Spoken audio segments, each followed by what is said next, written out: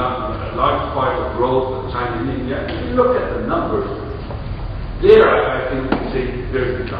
China grew at 9.2% in the middle of the crisis.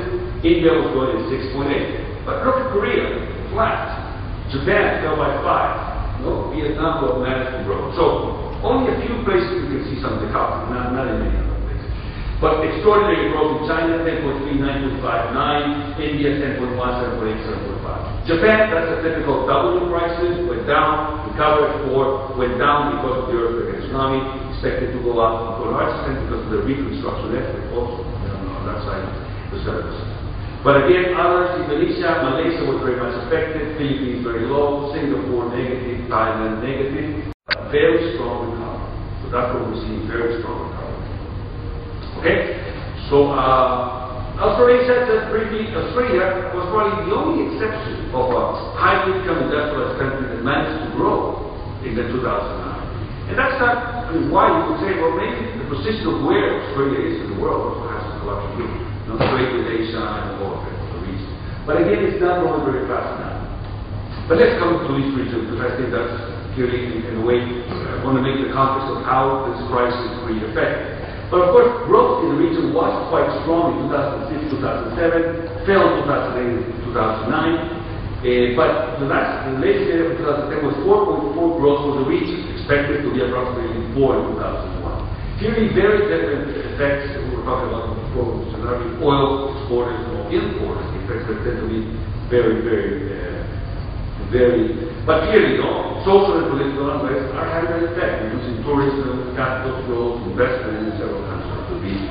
So the context, and this is probably one of the main points in the context of what we're saying, there's high uncertainty when you combine political instability and potential lower external demand, because what we're talking about is the rest of the world. So this is happening precisely, this coincides, and that defines a lot of what might be happening in the region, because it's not just the political changes independent. I mean, a good moment for the world economies, particularly a moment where the economy is not doing very well. But if we look at some of the numbers in here, you can see that Kuwait was more affected, and therefore Iran, oil prices, of course, here affected, but then the recovery was relatively strong. You can see there, I mean, that's again the estimates that the IMF was putting in. Lebanon, for example, that's I was talking yesterday with some of you. So clearly, Lebanon was a country that in a way did very well in the middle of the crisis, going to 9% in the middle of the crisis. That's extraordinary. That's why I wanted to share with you when you see the whole progress, more of an exception than anything else, with China and India.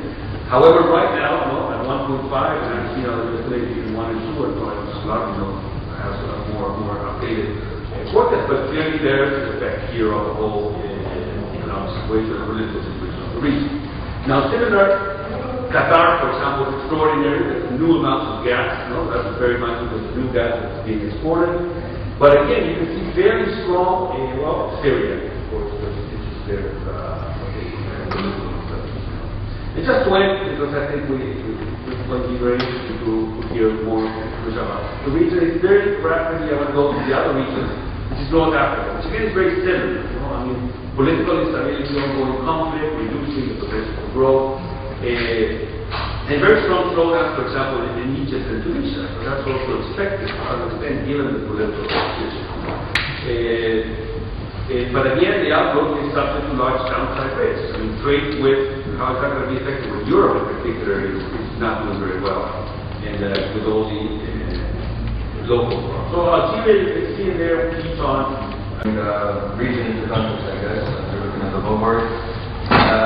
Mr. Larbi, could you please explain to us the limitations and the reason for failures of the economic models of the Arab world as we know it, and maybe go into the opportunities offered by the Arab Spring and how the region can change economically? Okay, thank you very much, George. First, let me thank you for inviting me. I'm really honored to be among you, and thank this excellent organization. Actually, I'm really impressed by how small, after all, one hand is big for the country, but small and really is able to organize and bring this brilliant technique here. It's an honor for me. I will try to, after this brief presentation, actually, I'm not going to kind of bombard you with numbers, etc. But I think it was very refreshing and it kind of gave me a bit more space to talk about something else. What I'm trying to do very quickly is to present the story of this regime and see whether this story kind of tell you something, would you react to it. I'm trying to, I have spent months to understand why actually finally we failed. Because I think we failed in this regime, given the huge opportunities, given the assets that this regime has in terms of qualitative, the investments in innovation, but also natural resources. And yet we are the most lagging politically and economically region in the world, in last compared to some other, I would say, middle-income countries, but it really is the region. And to understand a little bit what happened and why, how actually, in a way we can see the opportunity of the Arab Spring, we need a very good diagnosis. Unless you have a very good diagnosis, and that's what I struggled. I struggled because actually even our institution, we come up with some sort of very type of conventional diagnosis. And I think like a doctor, unless you do a little bit more analysis and you go in depth to understand what is exactly the type of disease, then it's going to be difficult to understand, but also to view. And I will share with you a little bit. One of the questions that you see now, the number of actually